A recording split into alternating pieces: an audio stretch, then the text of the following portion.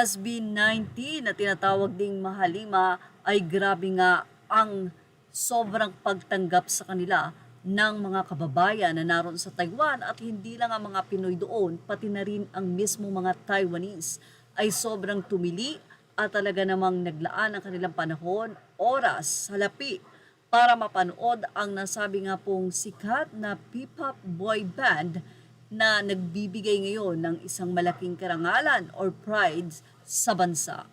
Sila Stel, Ken, Josh, Paulo at Justin ay talaga namang ipinapamalas ang kanilang galing sa entablado. Sabi nga ng isang komento, para daw mga baby, pero pag dumating na sa entablado, para nga daw mga halimaw ang mga ito pag nag-perform. Sa nasabi nga pong post ng SB19 sa kanilang Facebook page, makikita ang nasabi nga pong pagtangkilik sa kanilang simula wakas world tour kung saan ay extended nga rin ito. Sa Taiwan pa lang ay matindi na nga ang init ng pagtanggap sa nasabi nga pong boy P-pop group. Isa nga ang SB19 sa ngayon ay pinarangalan bilang King of P-pop. Yes, talaga naman dahil kauna-unahan na nakikilala ngayon internationally ang nasabi nga pong boy group. Hindi lamang dahil sa kanilang galing sa pagkanta, kundi dahil sa versatility. Magaling silang mag-act pagdating sa music video, mga professionals, at isa pa doon ay ang timbre ng kanilang boses talaga namang may harmony pagdating sa ito ay binigyan na o nilapatan na nila ng kanilang music. Hindi pa dyan dahil halos lahat nga ng kanta ng SB19 ay may katuturan.